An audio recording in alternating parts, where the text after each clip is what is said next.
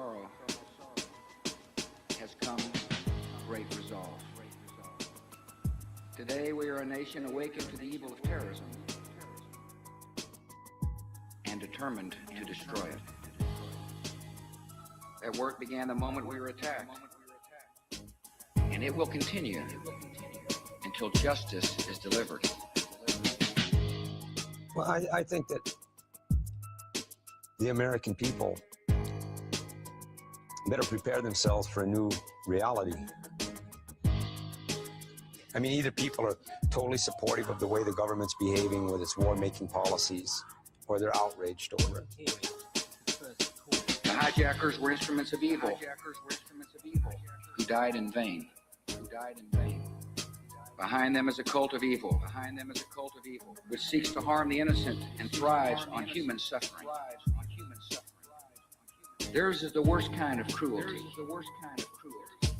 The cruelty that is fed, not weakened, by tears. The ones that are outraged seem to be surprised. And that surprise seems to be a part of the outrage. And what I think is, that people just better get used to what's coming. Because my own personal opinion is that America is as close to Nazi Germany as close can get. Here are the aims for the United States. 1, greatly expanded government spending for every conceivable means of getting rid of ever larger sums of American money as wastefully as possible. I think we're in the 1,000-year Reich. I think that thing is for real. I think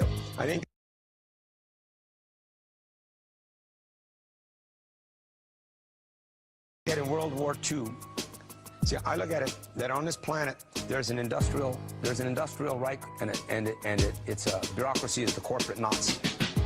2, higher and then much higher taxes. And they create a class of ethnic rich. And this 1,000-year Reich thing is very important to them, because that industrial ruling class that's on this planet, see, everything in the end runs through them. All development and progress. 3, an increasingly unbalanced budget, despite the higher taxes. 4, wild inflation of our currency. 5, government controls of prices, wages, and materials, supposedly to combat inflation. 6, greatly increased socialistic controls over every operation of our economy and every activity of our daily lives. This is to be accompanied naturally and automatically by a correspondingly huge increase in the size of our bureaucracy and in both the cost and reach of our domestic government. 7, far more centralization of power in Washington and the practical elimination of our state lines.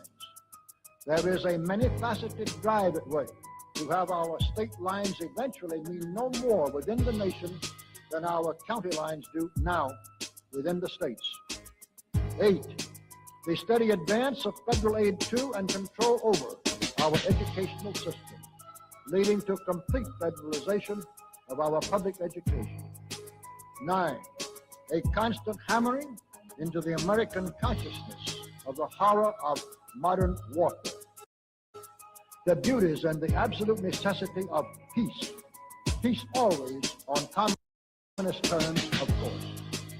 And 10, the consequent willingness of the American people to allow the steps of appeasement by our government, which amount to a piecemeal surrender of the rest of the free world and of the United States itself. And anyway, this industrial Reich, they created a nationalistic... The consequent willingness of the American people to allow the steps of appeasement by our government, which amount to a piecemeal surrender of the rest of the free world and of the United States itself. And anyway, this industrial Reich, they created a nationalistic Nazi to have World War II, Germany. And they created a nationalistic Nazi to sacrifice for the good of the global Nazi.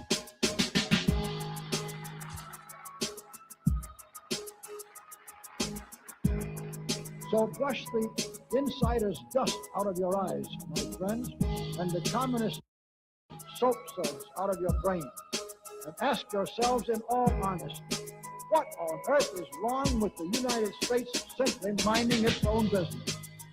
Because creating the nationalistic Nazi, because to remember, Hitler, after World War I, Germany had these heavy restitution charges laid upon, reparations things laid upon them, outrageous reparations things. And then the value of the gold was shifted and changed, so that made the reparations even more after World War I. But yet, between World War I and World War II, Germany had enough money to build this incredible, massive killing machine. With having its foreign policy function primarily for the safety and benefit of the American people.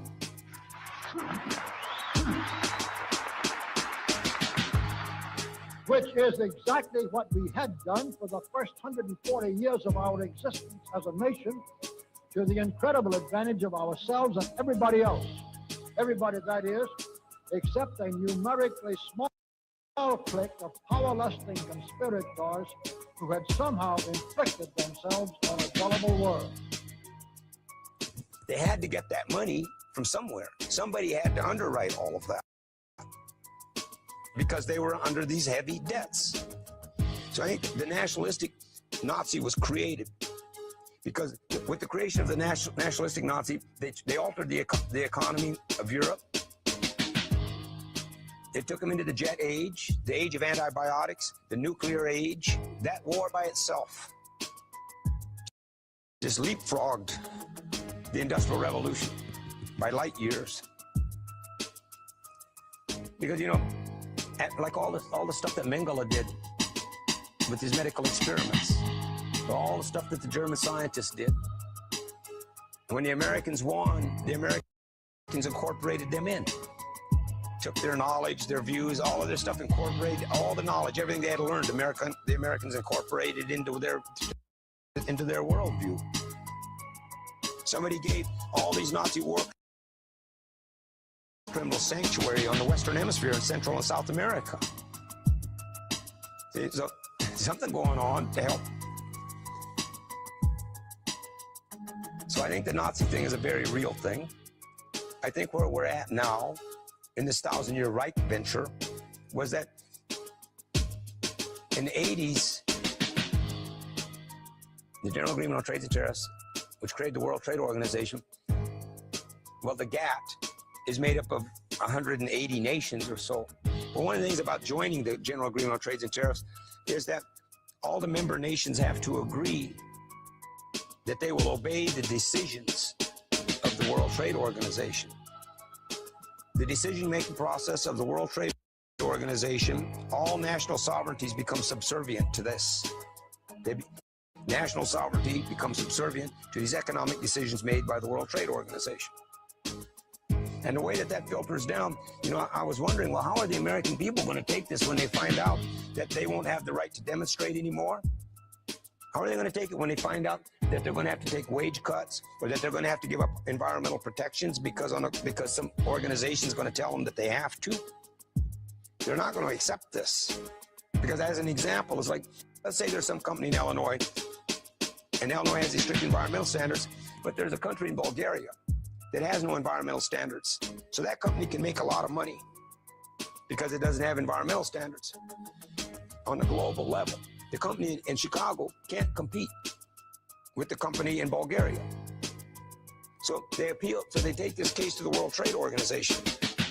The World Trade Organization can then turn around and say to the state of Illinois that you have to alter your environmental standards. And the state of Illinois has to do it, because of these other decisions that were made. Now, so I figured, well, most people are going to object to this, and they're going to rebel against it. And then, lo and behold, comes 911. They knock down those towers and attack the Pentagon building, and all of a sudden, you've got the USA Patriot Act. which makes it legal for the government to stop all dissent as it chooses to do so. All they got to do is call it a national security risk or a terrorist threat. And so someday some workers are going to want to go on strike for a better wage, and they're going to be called economic terrorists because they're threatening the economic stability of the corporation or whatever. Or people are going to try to protect the environment, and then be called terrorists for it. And all the law through the Super Patriot Act, all the things are set in motion, which makes it legal for the government to do this. So all this is coming. All of this is coming. I'm telling you. You know, it's like they're going back to the Dark Ages. You know, the Dark Ages, the landlord, the royalty, the thief, the serf, the peasant. Going back to that. The disparity between the rich and the poor is getting larger and larger and larger. And as of the year 2000, there were close to 3 million people that were under some kind of custody, from being death row to being wearing an electronic bracelet or just being on probation. By the year 2100, they expect that number to be 33 million people. One of the largest building industries taking place in this country now are prisons. Well, they're building, but yet crime, when you look at crime, even no matter how high it gets and how the crime rates go, see, there seems to be a fluctuation on crime, but they're anticipating a much larger prison population. So that means, I interpret that to mean there are new crimes coming, right? There's going to be a new definition of crime. It is a big idea, a new world order. The American people are in for a hard time.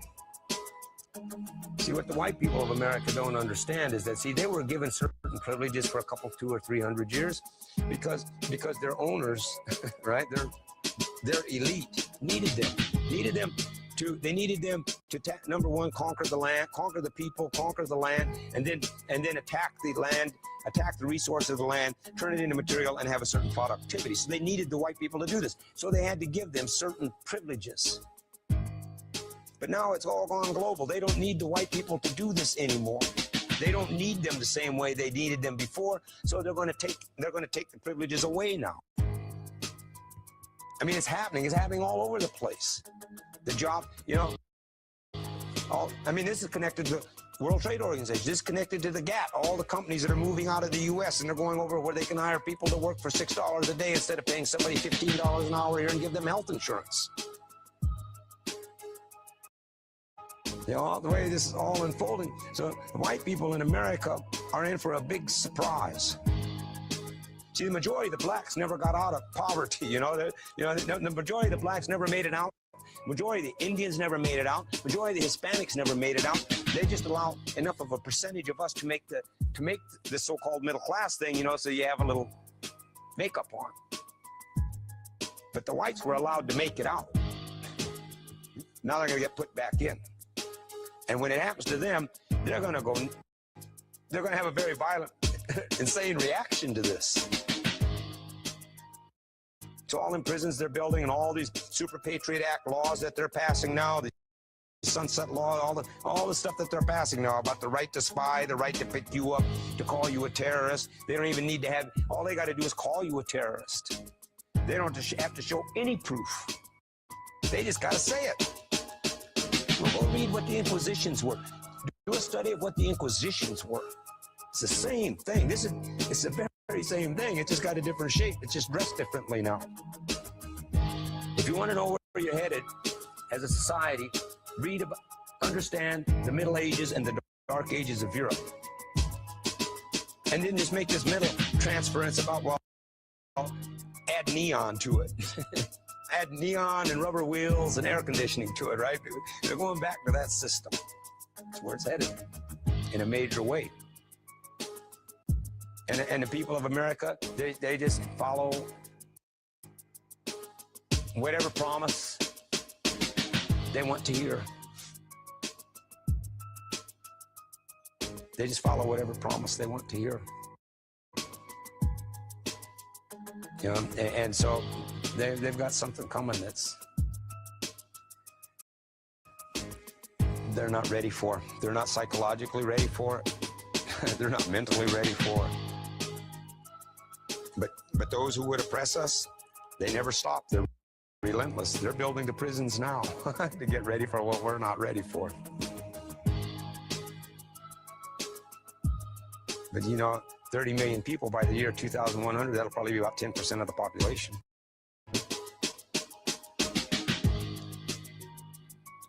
One, our first and most important specific undertaking should be to restore the complete independence of the United States.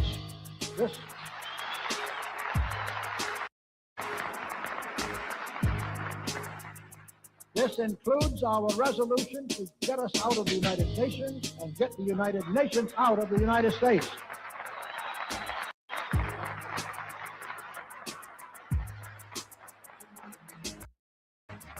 Two, we must once again make our money freely redeemable in gold at some realistic price.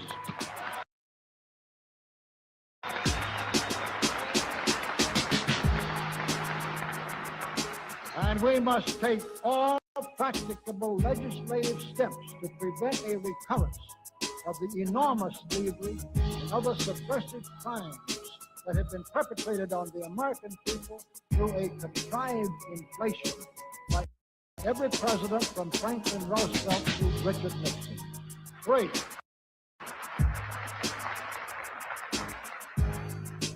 Three, we should reduce the number of government bureaus, of government civilian employees, and the whole quantity of government by at least 50%.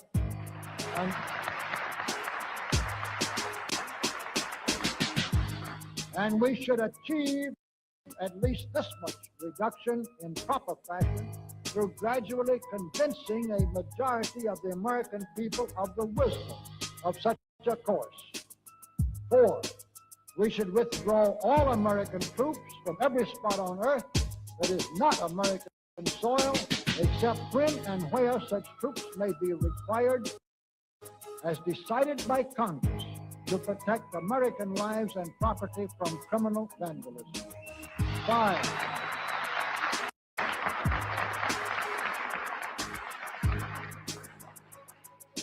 Five, we should get government out of the areas and functions and activities where government does not belong.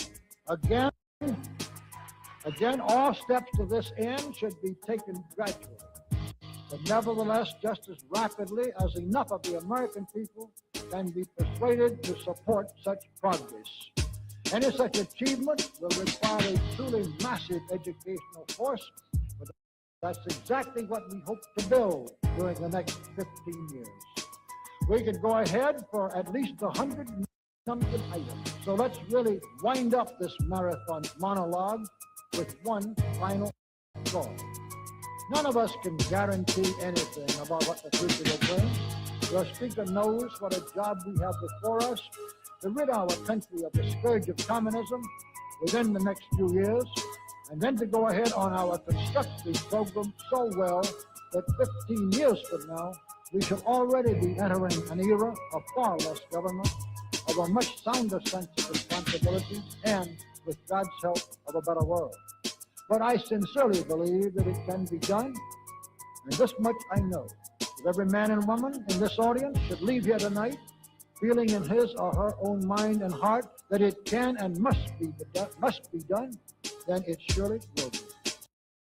While to all of you great, wonderful friends in this present audience, I certainly extend my very deep thanks indeed for so much patience and attention. Thank you.